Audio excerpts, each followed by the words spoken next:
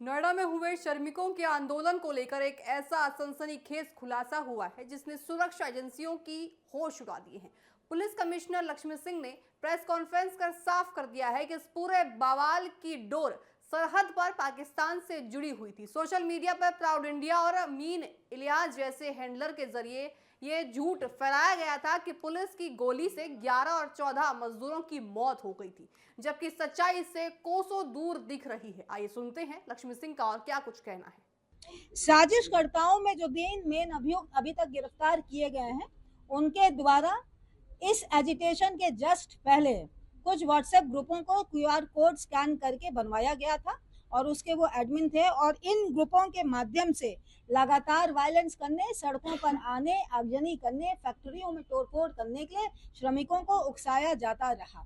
ऐसी दशा में अभी इस इन्वेस्टिगेशन को आगे बढ़ाया जा रहा है। विवेचना के क्रम में कुछ और तथ्य सामने आएंगे। अब तक कुल 13 मुकदमे दर्ज किए जा चुके हैं, जिसमें फर्जी सोशल मीडिया अकाउंट्स अथवा गलत भ्रामक सूचना देने वाले सोशल मीडिया अकाउंट्स अथवा उत्तेजना फैलाने के लिए व्हाट्सएप ग्रुप बनाए जाने की दशा में लिखे गए मुकदमे भी सम्मिलित हैं और इन सभी मुकदमों में अब तक 62 लोगों की अलग अलग धाराओं में अरेस्टिंग की जा चुकी है। इसमें मेन कॉन्स्पिरेटर्स इंक्लूडेड हैं।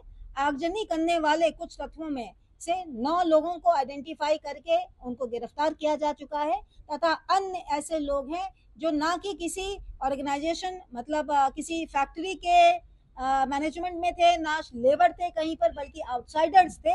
ऐसे अन्य लोगों की गिरफ्तारी सुनिश्चित की गई है। नोएडा में बीते कई दिनों से मजदूरों के प्रदर्शन को लेकर सीपी लक्ष्मी सिंह ने प्रेस कॉन्फ्रेंस की है, जिसमें श्रमिकों का जो आंदोलन रहा उसमें बड़ा खुलासा निकल करके सामने आया है। उस खुलासे में ये तस्वीर निकल करके सामने आई है कि 2 ट्विटर हैंडल जो कि पाकिस्तान से संचालित थे, बीते कई महीनों से पाकिस्तान से बैठकर उसकी पूरी मॉनिटरिंग की जा रही थी और नोएडा में जो भी दंगे हुए उन्हें भड़काने का काम किया जा रहा था, जिस पर देखिए पुलिस कमिश्नर लक्ष्मी सिंह ने अपना ये बड़ा बयान दिया है।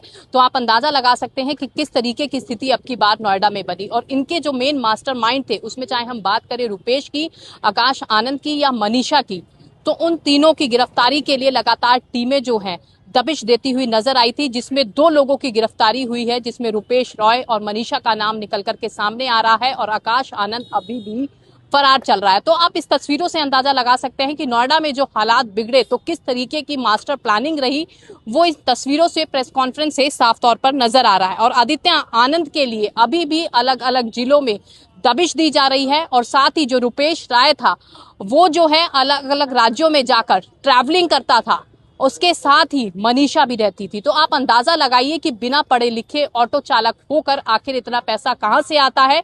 तो कहीं ना कहीं खुफिया सूत्रों और किसी बड़े हैंडलों से जुड़े हुए नजर आएंगे, जिसमें पुलिस आगे भी बड़े खुलासे करती हुई नजर आएगी। फिलहाल नोएडा में शांति व्यवस्था कायम है और साथ ही अपील की गई है पुलिस कमिश्नर के द्वारा कि सभी से शांति व्यवस्था कायम रखे। सरकार की हर पैनी नजर है जो पूरे नोएडा पे इस वक्त नजर आ रही है।